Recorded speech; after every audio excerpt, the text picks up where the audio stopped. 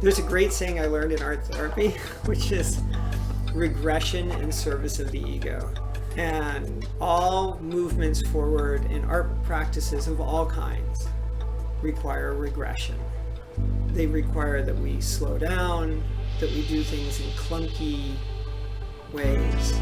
If you're a dancer, no one learns a new dance move and just steps into its elegance immediately. They slow down, they regress the movements, they learn the steps, and then integrate that. So I think the same thing with art making. Every new step in art making requires a regression, right? A kind of clunkiness to the practice. Yeah. This is Platemark. My name is Ann Schaefer, and I'm your host. I'm an independent curator specializing in prints and printmaking. And in Series 3 of Platemark, we are interviewing the really interesting characters and luminaries of the print ecosystem. That means we're interviewing artists, master printers, print publishers, curators, writers, scholars, art historians, maybe even conservators. Today, I'm introducing you to somebody who is not a printmaker as his primary mode of working, but that points to something that I like to say a lot, which is that many people who work in print work in other media as well, painting, sculpture, what have you, and that printmaking is intertwined with that practice in a way that informs it, and painting and whatever mode those artists are working in will inform the printmaking, so that it shouldn't be held off to the side as some weird technical esoteric wizardry or something, but that it's something that can really help inform your work and your thinking about your work. Dave Cloutier is a professor at the Maryland Institute College of Art. He has recently opened a one-room schoolhouse, as he likes to call it, an art studio, where he is offering classes, mentorships, critique sessions, and residencies. He has 3 artist studios available for second career artists, people who maybe no longer have access to equipment in studios, who have been busy with careers or parenthood or whatever else. And he offers not only the equipment and full access to it, the equipment and the space, but also to himself. He is a very deep thinker. He brings a lot of heart and soul to his practice and hopes to do the same for you. He has some words of wisdom that he likes to impart to his students. You'll hear him talk about that, and also you'll hear what his thinking is on being under the bright light of Grace Hartigan, who was his professor at the Hoffberger School of Painting when he was in graduate school at MICA. Okay, I have 3 points of housekeeping to get through before we start listening to our conversation with Dave. First, I always want to, and sometimes forget, to make clear my positionality. I identify as a cis het white woman, and I use the pronouns she, her. I record Platemark in Baltimore, Maryland, the land of the Piscataway Conoy people. Number 2, there is on the platemarkpodcast.com webpage a support and donate button across the top menu bar, which will take you to 2 selections. The support on Anchor button will take you to a page where you can sign on to become a monthly donor of $5. The Buy Me a Coffee button will take you to a page where you can make a one-time donation.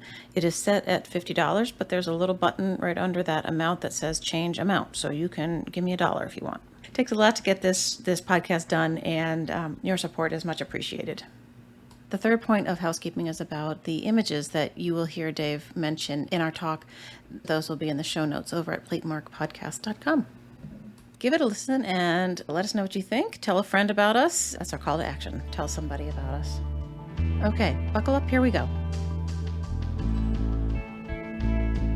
Today I'm delighted to talk to Dave Cloutier, who is a Baltimore artist, professor at the Maryland Institute College of Art, but who has a special new project that I wanted to talk to him about and share with our listeners. So, Dave, tell us your name, where you are, and what you're doing. Hi, I'm Dave Cloutier. I'm sole proprietor and founder of Center Arts and Studios, which is a educational and research space in the Mills Center in Hamden. And that's where we're recording from. We're in the library, actually, right now, recording from the library at Center Arts and Studios.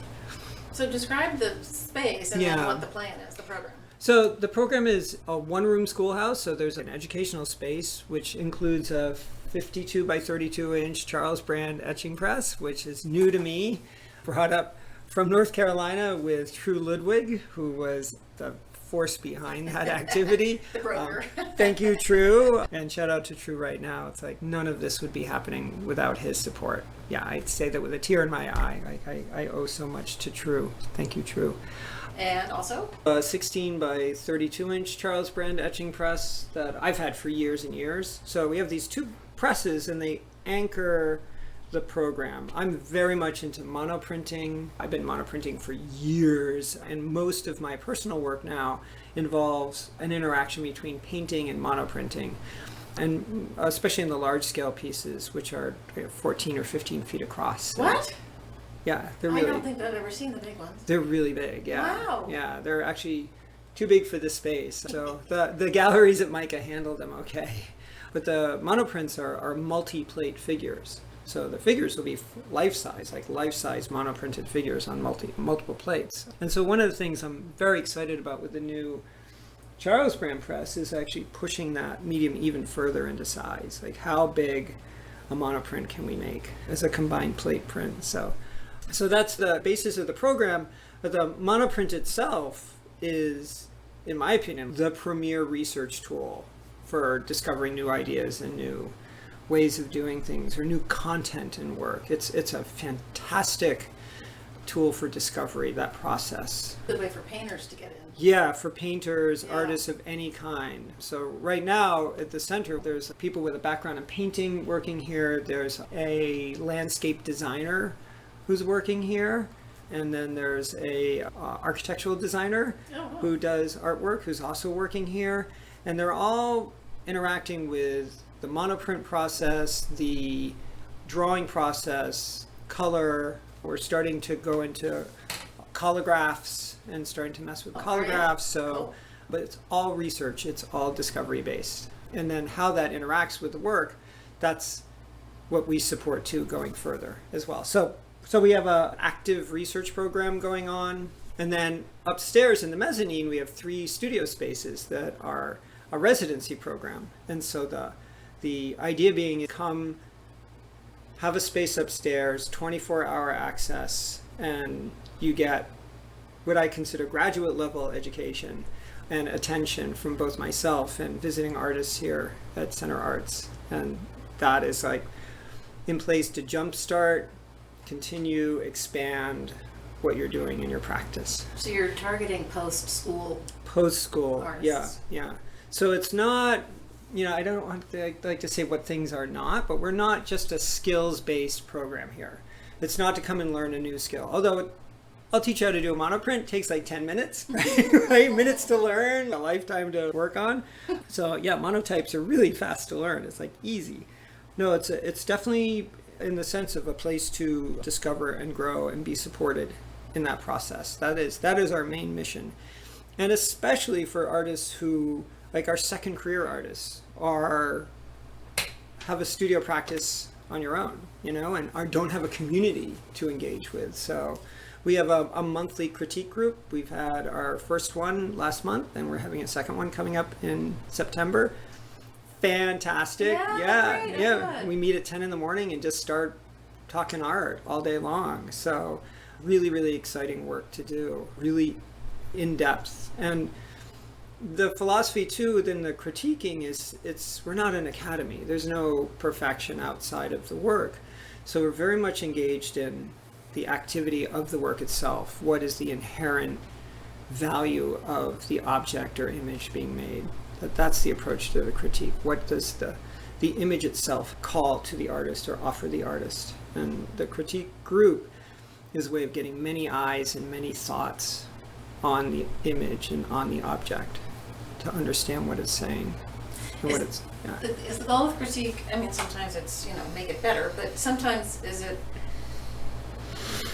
a way to understand what you might not know other people will see in your work? Do you know what I mean?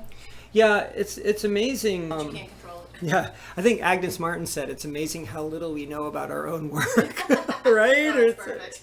right? It's true. It's like our best work is mysterious and distant from us. Like we don't really understand it.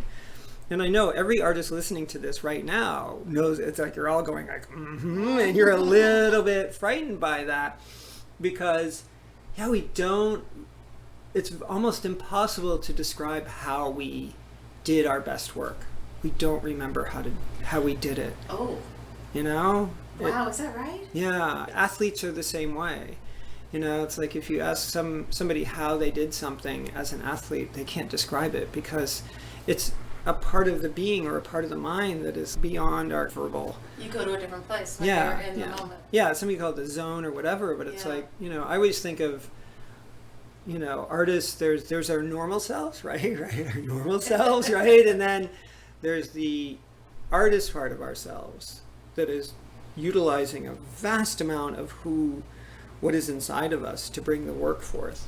And that's also an interaction with medium and an interaction with place and an interaction with objectness and image. All those things are going on, and it's highly, highly complex and very difficult to describe, impossible to catch in the moment. So, you know, there's an idea that we actually do things ahead of knowing what they are verbally. We understand things through activity of our bodies, and then we go back and we understand it verbally afterwards. Maybe 15 years later. Maybe 15 years later. Yeah, exactly. I talked to so many artists who are like, well, oh, that's what I was doing. Yeah, yeah. back then. And so the critique group deeply honors that aspect of art making. It isn't about fixing something, it's about understanding something. Like because, you know, inevitably, and this is again like kind of on that what we don't do, it's like we don't go in and say, well, if you did this, this, and this, it would get better. Because it's like, that's just having somebody do work the way I would do it, you know? I don't want them doing the work the way Dave would do it, God forbid, right? What's much more useful to the artist is when, as fellow artists come in and are vulnerable, are able to be affected by the work. And open to the work, mm-hmm. right? Then we reflect back on how we're being affected by the work. And so the work begins to speak through everybody present in the critique. And then the artist begins to hear what their work is doing as well in a different way. It can be really intensely profound in terms of understanding yourself and what the work is saying back to us as artists. Like, what is this? I made this thing now. What is it saying back to me? How is it talking to me as the artist? And our best work is often the most mysterious to us, you know, and is slightly outside of actually our ever really knowing its full content. I use this term a lot. Artwork, in my opinion, the most useful artwork to us, or the most profound, is irreducible. What? Yeah, work is irreducible. And the greatest of artworks are totally irreducible. There is never a single meaning you can reduce it down to.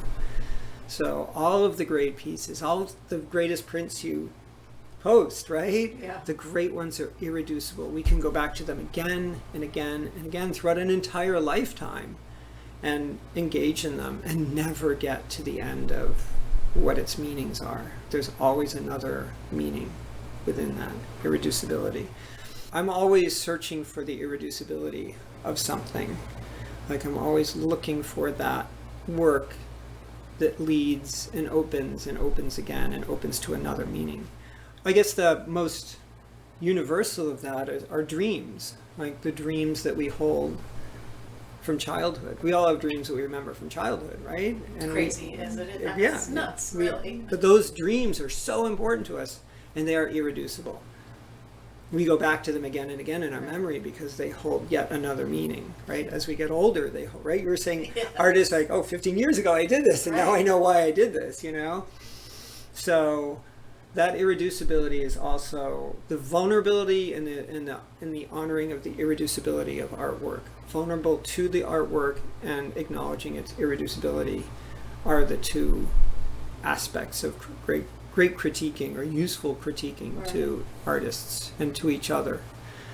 The corollary of that to me is, and what I always tell artists is, I want you to reduce the elements down to say more with less. Right? Yeah, yeah. Like, don't give me 5 ways to say that your parents were X, Y, and Z. Like, Yeah. give me 1. Yeah. A lot of my own work is out of mythology. So I'm like working out of Homer, or I'm working out of Old Testament stories. I do a lot of work out of Adam and Eve, or the Annunciation, New Testament, like the Annunciation. Lots of my work is kind of from that basis of it.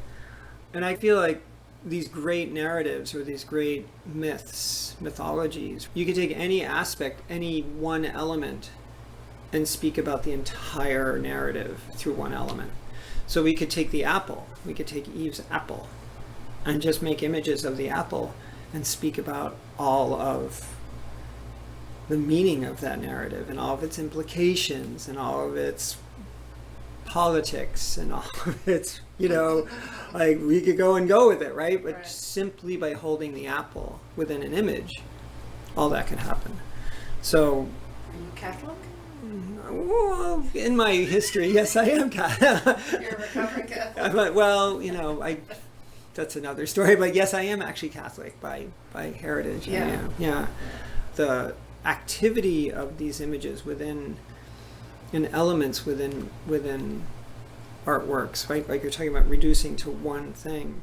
I think the one thing can talk about everything. Right. Again, there's that irreducibility. Yeah. Like you can take an image set or a narrative set and reduce it down to one bit, but even that one bit opens up to all the other meanings within. I like it. I'm adding it to my critique, my critique script.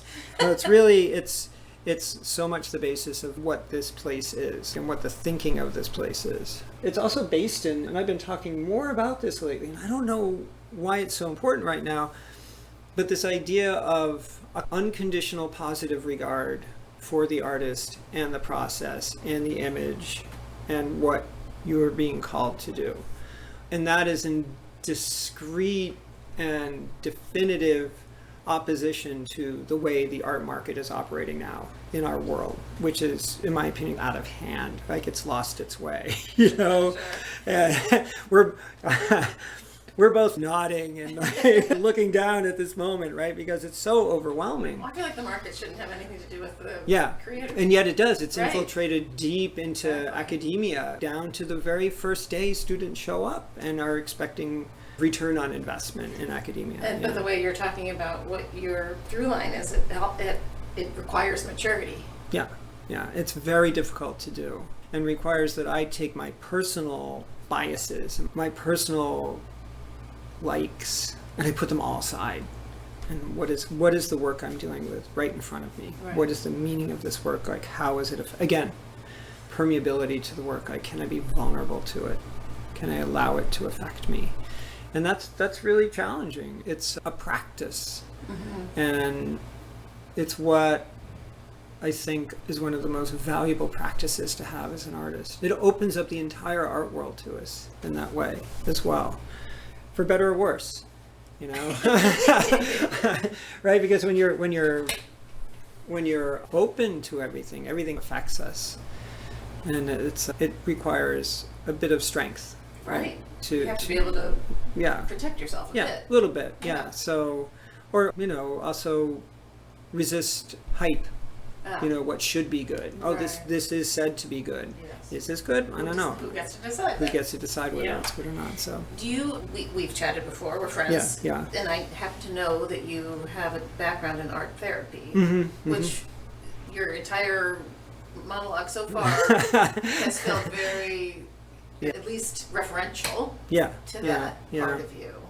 No, the art therapy training, I went to UArts in Philadelphia. It was PCA back then, but it switched over to University of the Arts, and they had, I don't know if they still do, a wonderful program in art therapy as an undergraduate. And it fed into a master's program at Hahnemann Hospital, which was the first master's in art therapy in the country, I believe. Philly has a really strong art therapy vibe to it, and it's very image-oriented. Very different than coming from my New England, Massachusetts, fear of the graven image upbringing, right? Where you come to Philadelphia and it's rich with like Eakins and, this technical understanding. It's a rich history of the image my entire color palette changed when I moved from Worcester, Mass to Philadelphia, PA. Like, the art therapy really brought me into that thinking originally, and then I do a lot of work, and I've done a lot of studying of archetypal psychology, which is Jungian psychology kind of updated. Now I've been doing a lot of work in thinking about ecological systems in terms of teaching and thinking about making work, which really privileges this part of the brain that is non-conscious or pre-conscious. How do we make the decisions we make in terms of engaging a broader relational understanding of making artwork as opposed to an object-oriented way of making artwork? So not so much focused on the object, but focused on the object as manifested by the field it occupies. Oh gosh. That's the that's the kind of technical approach to thinking. And in terms of working with younger students, right? It's we're talking about college age students. Well, you teach at Mike. Because I teach at Mike, right. Yeah, and I work in undergrad, and I teach grad students too. Step number one is to make an image that is no longer a picture of an object, but on the picture plane, like let's say a drawing, is a relationship across the entire picture plane of all elements of the picture plane. So, if you're drawing a coffee cup, right? The coffee cup doesn't exist on its own. The coffee cup exists in relation to everything that is surrounding it within the image. And that thinking is purely relational. Everything relates to everything else. It's a matrix existing within the constantly reoccurring now of the image, right? It's what makes art so great, right? All right. But that thinking, especially for young adults, is the first step into, I am not an isolated individual. I'm actually part of everything that is going on, that I am a relational being as opposed to single individual. So it helps students going from separation and individuation as teenagers, where you have to choose a path and say, all right, this is who I am and this is what I'm doing, right? A kind of rigidity our minds need to develop, and moving into a much more, who am I in relation now to my peers, other artists, society, globalization, et cetera, these really big questions. It's the first step into that. You're teaching citizenship, really. Yeah, I truly believe that. Like, that to understand relational thinking within artwork is to begin to understand you're relating to everybody on the planet. I know it sounds a little maybe far-fetched, but I actually totally think that is step one. Yeah. That if you can create a relational object, you can understand your relation to other beings in the world and your responsibility for that as well. So it could feel to someone that you're trying to back down ego? Which yeah. you need as an artist. Yeah, you do. Ego's important. I think every artist who comes in here into Center Arts, right, is called to be here.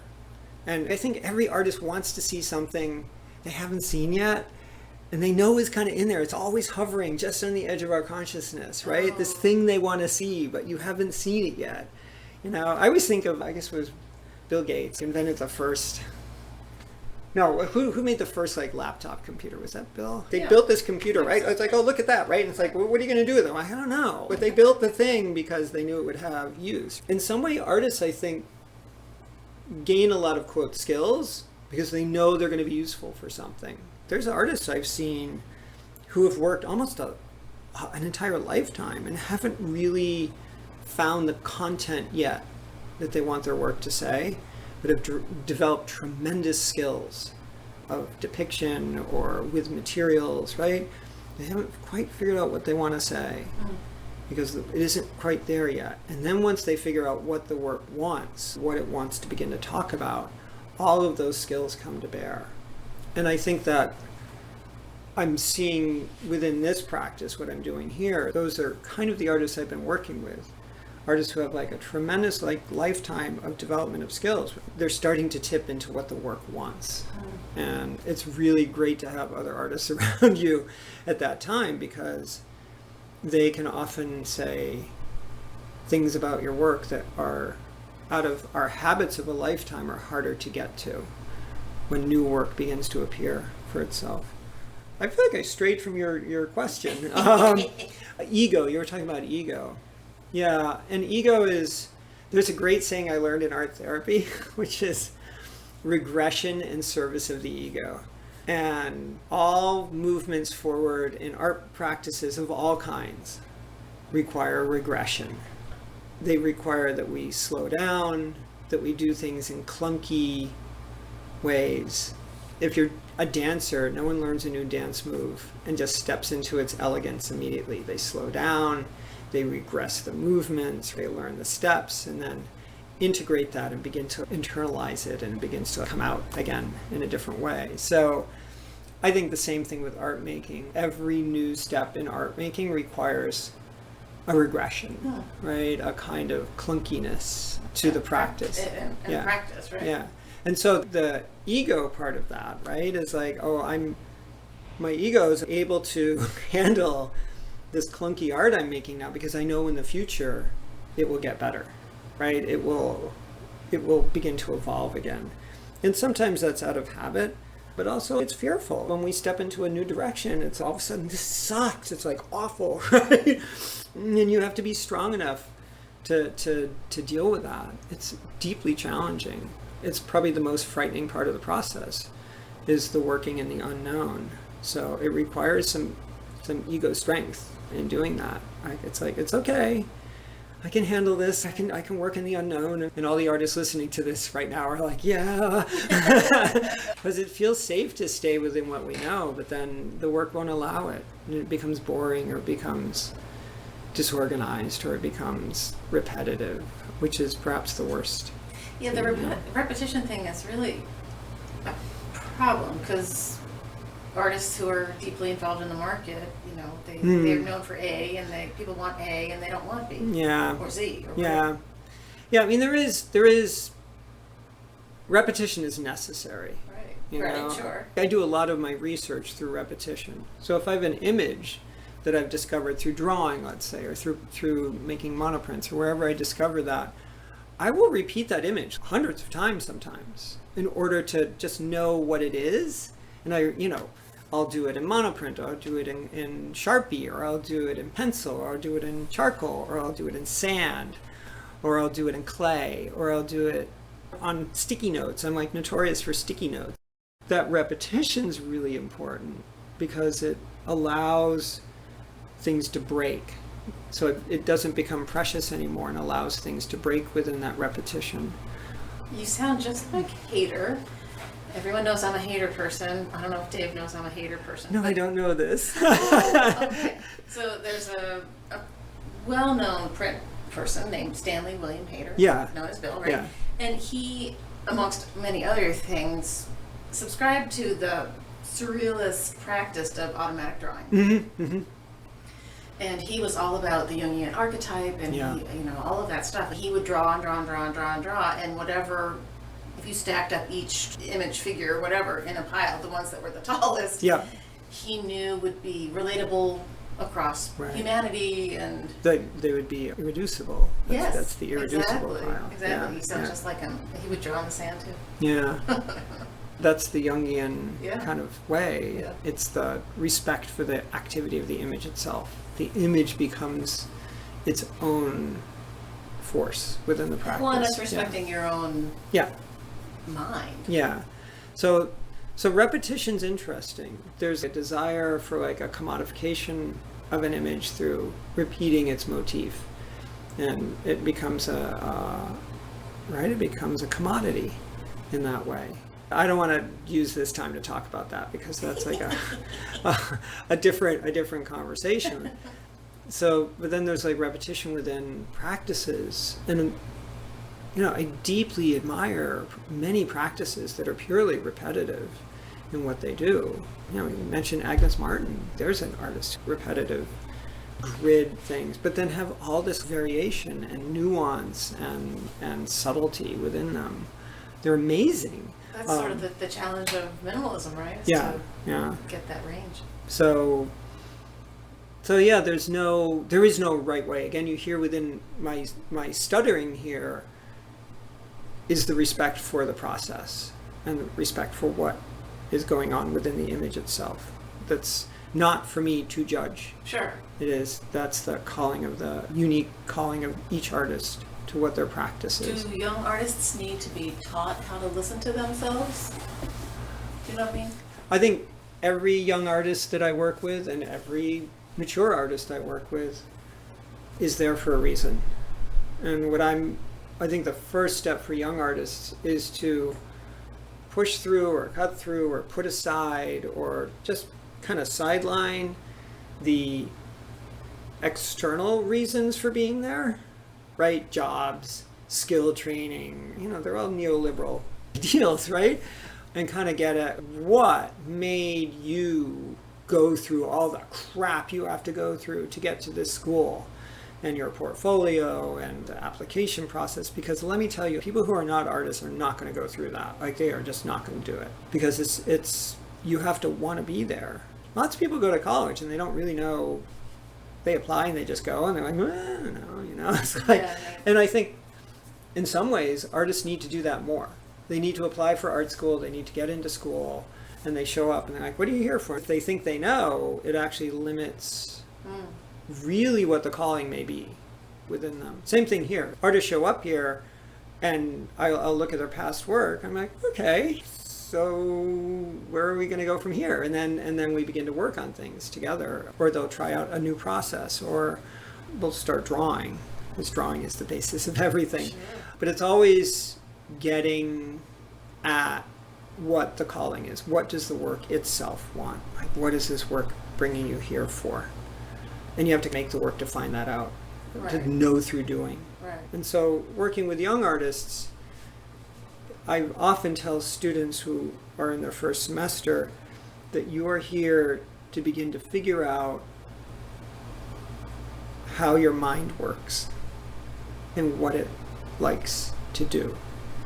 And the only way to find out how your mind works and what it likes is to make work and figure out how your mind works by making work that talks back to you. And you begin to understand, oh, this is how my mind works. I think the first year should be a process of discovering yourself through the process of making all different kinds of artwork and discovering how your mind works, what you care about through the making of the artwork. Put aside everything else and figure out how you work.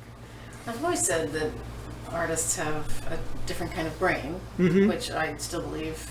We just approach problems differently, but the way you're talking, it's about self-actualization almost. Like you're Very much so. Yeah. Yeah. Actually, I use that term. Yeah. Like, my goal is to create self-actualized, self-perpetuating, self-educating artists.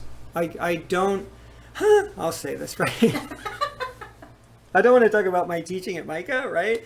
But I have told students, I'm not here to make you a star of MICA, right? You can become a star very easily. There's ways to become that. Institutions know what they like.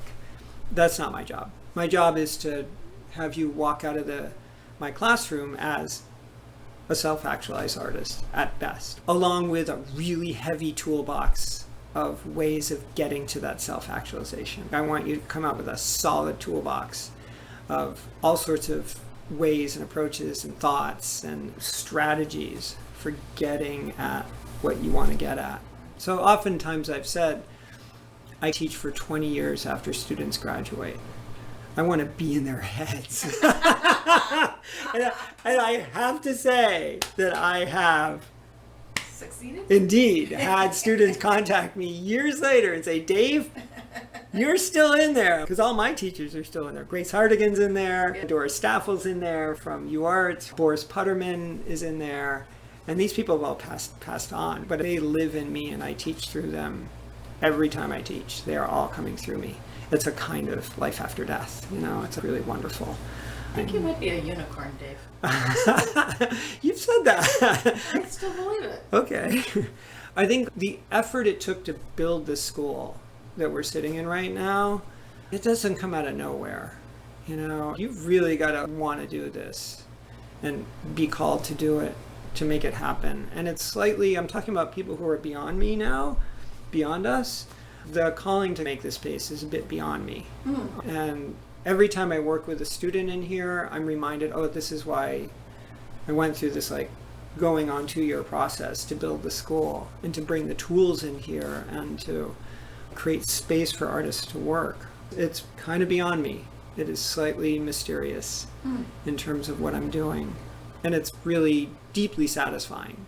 You know, it is wonderful when we're all in here working and doing it. It's great. And I can't wait to see who shows up. You know, every time I get a new student in, it's fascinating because everyone, especially as we get older, the stories are so rich. Like there's so much depth in the stories of people. It's remarkable how much depth there is. Life experience. Yeah. And I love working with young students too, because they're getting at the basic calling, that initial glimmer of the calling. But then, you know, when somebody's been working for 10, 20, 30, 40 years at their artwork, at that depth immediately opens to such quality of the practice. It's really wonderful. It's really exciting. Any move, any change in direction, any new course is bolstered by just a wealth of understanding of the self. My job is to open that up and let that begin to happen. That's my job as quote unquote teacher. Right. I'm more of a facilitator than a teacher. But at Center Arts and Studio, so there's basically a studio classroom situation that is malleable. Yeah, we offer classes Right. right. So in September we're offering we're going to make big monoprints. I'm cutting up big pieces of plexiglass. We're going to make some big prints. You know, so it's big prints. Let's print big. It's called Go Big, right? And it's just like I want to see how big prints we can make. Yeah. You know. So, and that's, you know, a materials approach to it, right? And a process approach to it. So we offer that. And then there's the critique club. Yeah, the critique group. Sunday group. And then you have these residencies upstairs. And if people are interested, it's a pretty free-flowing. There's not like we start September 1 and we end May 15. Yeah. It's very malleable. Yeah, it's very much it's set up for people who have jobs, right? Who are working regular full-time jobs, second career artists, you know. The classes are all going to be offered in the evenings, except for critique groups on the weekends. I've been doing studio visits outside of the center with artists, visiting and critiquing with artists outside of the center.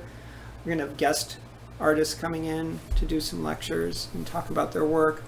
And teaching the classes too, right? It's not all you teaching. Yeah, my next step is to get other people to come in and teach in the facility too, and to use the tools here, because we can't all be about me. I'm only one person. I only have so much time in my life. So, oh my God. We don't want it to be the cult of Dave. No cult of Dave. No, no.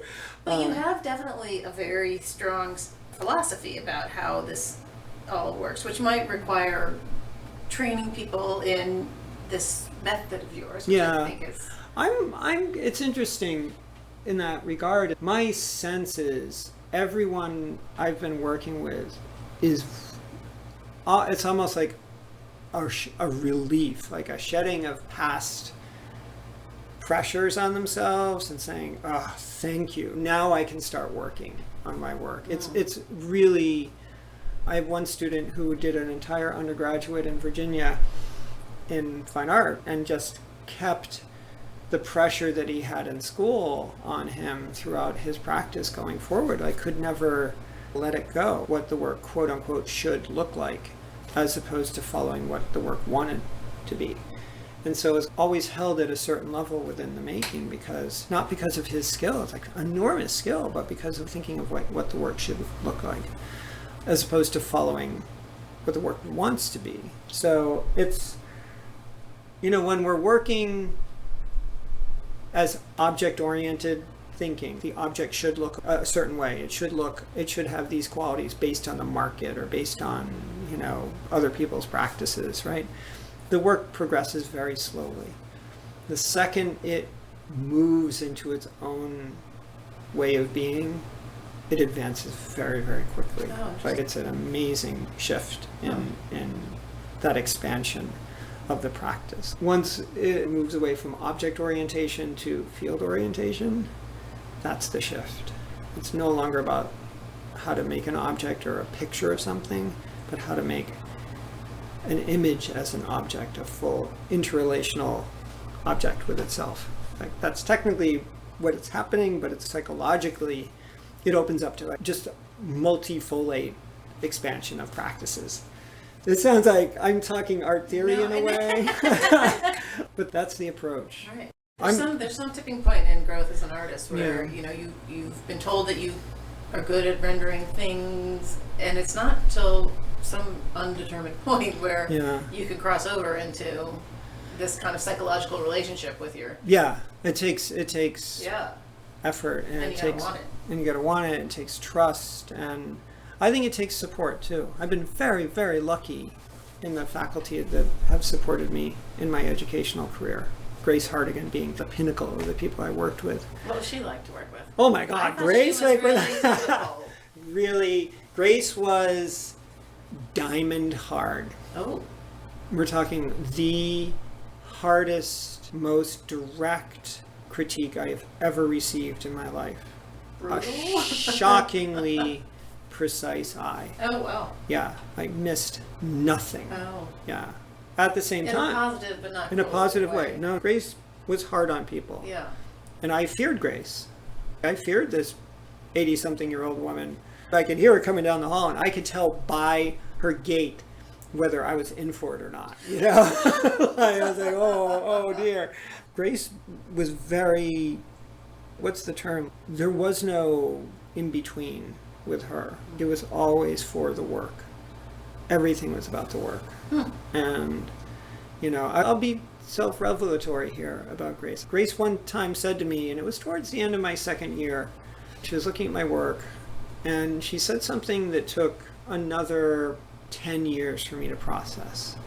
She said to me, Dave, your biggest problem is with your work is that you want to be loved. Right? So I'm getting a little teary talking about this, right? And she was right.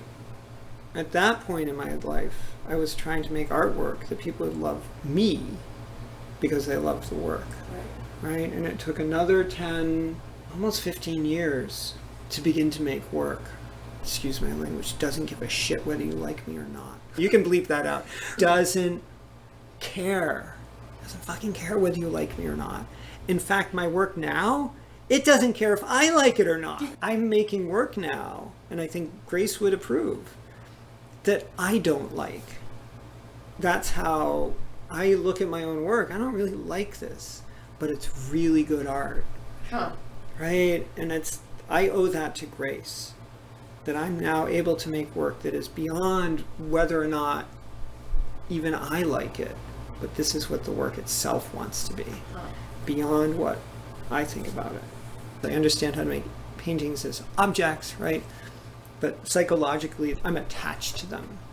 And letting the work really separate from me and having its own thought on its own, completely independent of me. Every piece of work I make now has to have that. If it's still attached to me, I'm not satisfied with it. It has to actually leave me completely, which allows for work to be made that I actually don't like. Right. It's doing exactly what it wants to be doing. So that's a troubling relationship with artwork, that my own personal artwork that I'm having right now. It's interesting. We've in other episodes talked about the relationship that artists have with the work, and the work itself as this midline, and after you're done and release it into the world, that there's this whole other ecosystem of people like me, the curator. Many of whom don't care who you are, really. I mean, they can say, oh, he went to here, here, and here, and shows here, here, and here. Yeah. But they don't ever know you. Some people have passed on, right? Sure, it's like we can never meet them, you know. Even then, would it matter, you know? Well, right. Yeah. I mean, I suffer from the niceties. I want people to like me too. Yeah. Like it's a problem. It's nice to be liked, you know. It's like...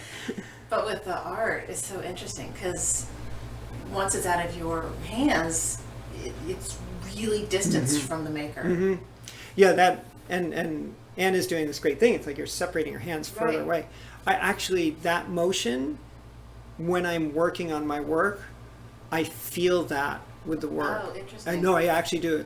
When it reaches the point that it is done, it leaves me and goes away from me. Work that is not John is just stacked it's just up in still the there, studio. and there it is, like all stacked up because it's still connected with me, and so I have to walk around with it. It's like the other work. I'm like, yeah. No, I think that is 100% spot on with that thought. The work is separate from us. This loops back to the beginning of our discussion about how the work talks back to the artist, and to make work that does that, make work that is separate from us and yet tells us about ourselves in some way, or speaks to us about issues or thoughts or ways of being that are connected to us yet separate from us profoundly. And that work that becomes separate from us is the irreducible work. Because when it becomes autonomous from us and is no longer connected to our finite thought of what it should be, but has its own independent thought, that's the irreducible work. Okay. That's the work that will live and have endless meaning within it, because it's an independent being. Like it's an independent entity from us. That's some higher order. But this is what I'm saying. This is like real, though. This is real. It's why museums exist. Museums are insane, right? You're like, right. We've talked about this. The Met, at any given point, I know there's like a ton of people sitting on the steps of the Met right now. Millions of people. That's just one museum, right? You see that everything in there is an autonomous work of art that does the irreducible. No, but it's worth it for the ones that are. Okay. It's worth it for the ones that are. And it's It'd be like interesting to have you design a fictitious tour through your favorite autonomous works. Yeah. What are the autonomous works? Yeah. I have my artists, right? My your favorite? Yeah. My top artists are Fra Angelico, Okay. Cy Twomley, Philip Guston, Paula Rigo, Oh, I love her. right? I move between those. Angelico. Oh, Fra Angelico, I owe so much to Fra Angelico. Picturing an Annunciation. Yeah. No, Fra Angelico's works are the most direct embodiments of this tipping between what I would call modernist art and pure image, and then something else going on in there. Your other three artists are all, Fra Angelico was pre-printing, really. Yeah. Sort of, yeah. I don't think he ever made prints.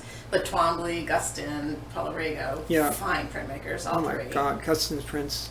Guston's prints, Paula Rigo's etchings, oh my God. I just like, Twomley, it's just, if I balance Twomley and Fra Angelico with each other, I want to live right in there, between those two artists. We'll have to talk about Twombly sometime, because he's not on my list, I confess. Yeah, Twomley just breaks me.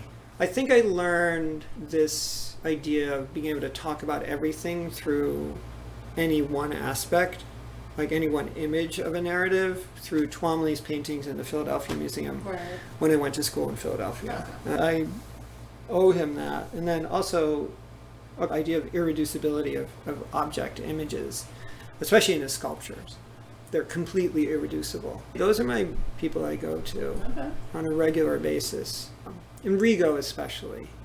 Rigo, oh my God, I owe her work so much in terms of just the freedom she gives me to follow what I'm doing. So much integrity.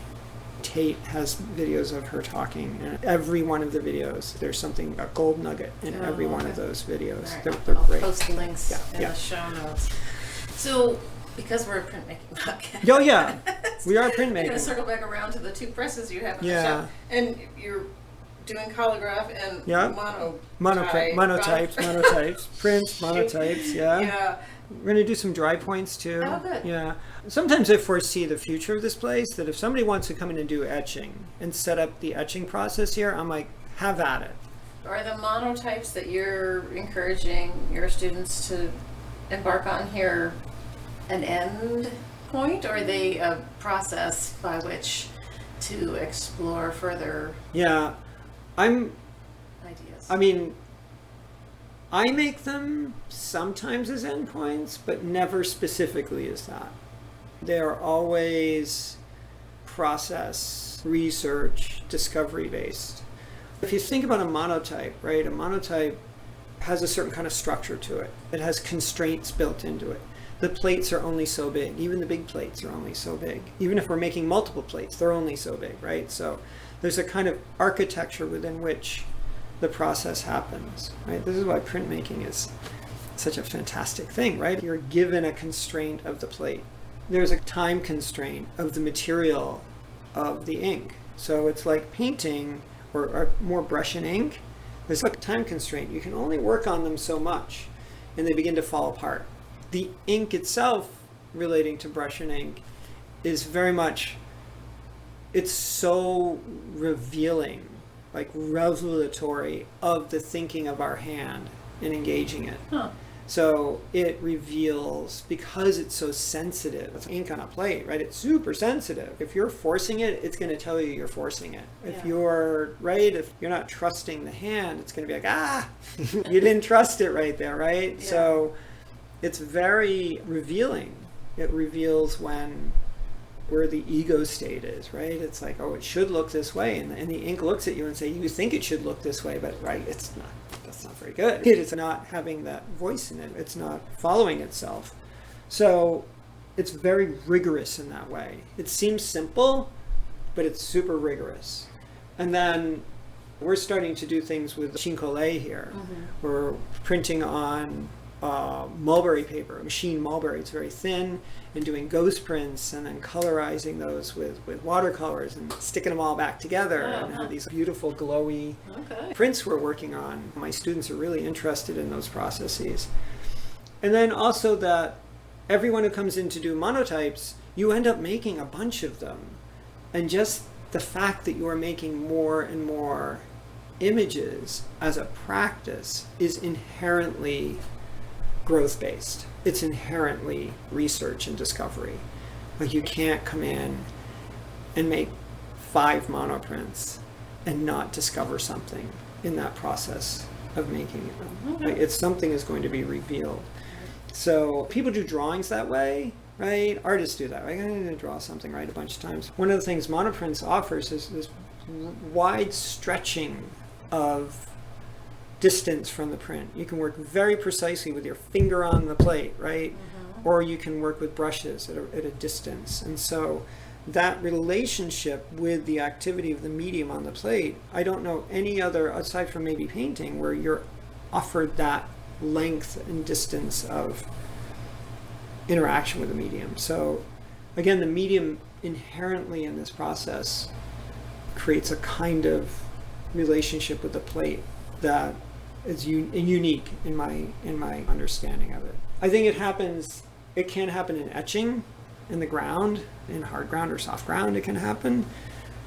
It's just the time it takes to get the image right is longer. I've done etching and dry points too, but monoprinting it's so revealing.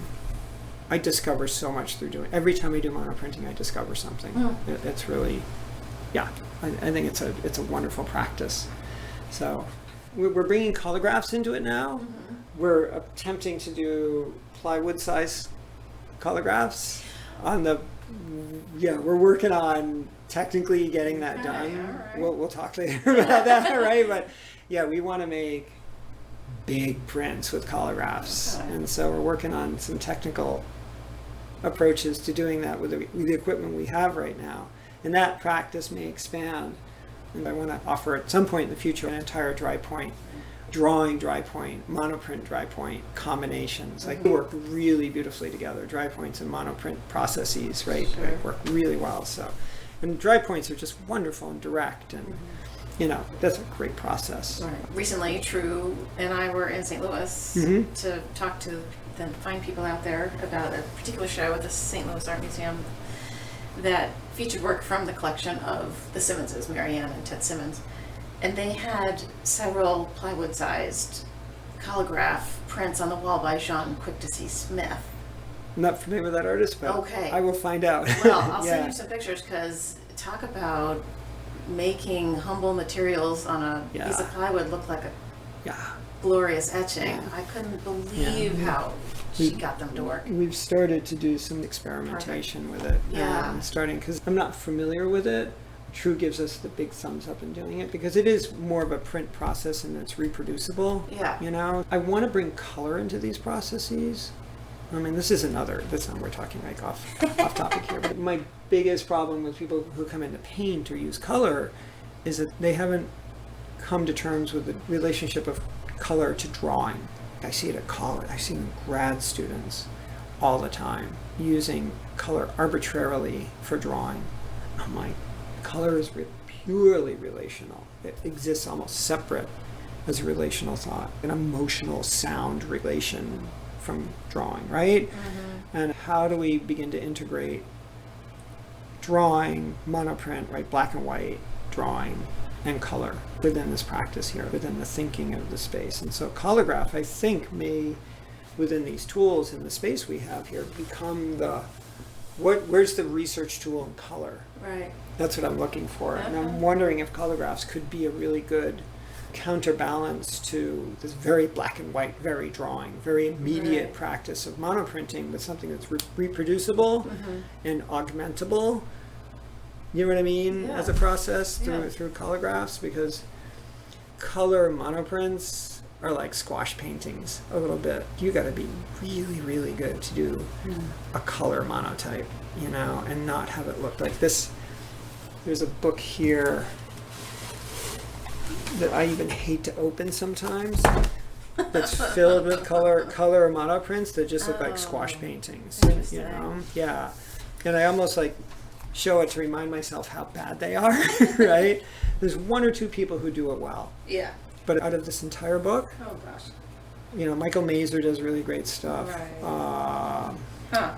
The catalog is Singular Impressions, the Monotype in America by Joanne Moser, who was the curator for many years at the Smithsonian American Art Museum. Yeah. So I'll put a link in the show notes to this book. yeah, it's a really great book, but it's really problematic to do color monoprints. It takes a true master to do it.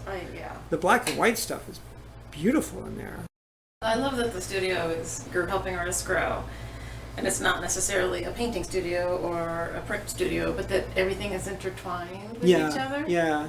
And it's about thinking in process, assuming that people have the tools to execute, right? But that it's kind of not Shangri-La. It's, in my mind, I've always wanted. It's unicorn fields. I mean, I've always wanted printmaking to, you know, get its due, because it always helps people reveal things, you know, about their other work and back and forth. Yeah. I'm thrilled you're doing it. So, if there are people listening who are interested in applying / getting in touch, yes, what's the best way to get in touch with you? You can go to centerartsandstudios.com. Center Arts with an S and Studios with an S. Yep, centerartsandstudios.com.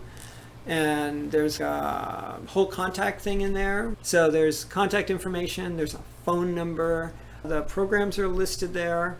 Yeah, contact me, come visit. I just had a visitor who saw us online, came to visit last night. It was really nice. Yeah, PhD student at Hopkins, but has an undergraduate in art and is looking for a community while they're doing their program at Hopkins. There you go. Come visit, come see what we do, or take a class. You know, we have all different levels, starting from memberships and going up to residencies. We have all different levels of approach of doing things here. And it's pretty reasonable. I keep telling David needs to raise his Everyone prices. says it's too reasonable. It's too reasonable, so. Yeah, You have a nonprofit brain. I know. It's I want to make it accessible as possible, you know, especially for Art shouldn't cost us. Yeah. I mean, it is one of the, not to be political about it, but people with full-time jobs or children like don't have time or often finances to go to graduate school or to take a month or 2 or 3 or 4 off to do a residency. It's just out of the question. And that's a really important group of people in the world who are artists, who are practicing, who are doing it, keeping the flame going. And where do they go? There's places you can go to get skills, right? You can learn how to do things. But for visual artists, working with images and the life of images and the life of objects, there's not a lot of places to go. That's why we're here. It's like to support that process. Well done, Dave. Thank you. Oh my God, this is so good to talk about. I love talking about art. I really do. Oh, that's great. Thank you very much. Thank you. I hope you enjoyed this episode with Dave Cloudier, and I thank you for your support of Platemark. It's a labor of love, and I love doing it, but your support would be really helpful to keep the lights on in our studio, as my friend Miranda Metcalf says. Keep our lights on. Once again, over on platemarkpodcast.com, there is a support and donate button along the top menu bar. If you click it, you have two choices. If you click the button that says support with Anchor, that will give you an option to become a sustaining member at $5 a month. The other button that says buy me a coffee will allow you to make a one-time donation. It is set at $50, but there is a small button underneath that says change amount, so you can self-determine. Thanks to Dave Cloutier for being a willing subject today, and I'll thank you, as always, to Michael Diamond for the use of his original music. In our next episode, stay tuned for a talk with James Sienna and Katia Santibanez. They are two of my favorite artists and love making prints both separately and together. So stay tuned for that. It'll be a great convo. We will see you next time.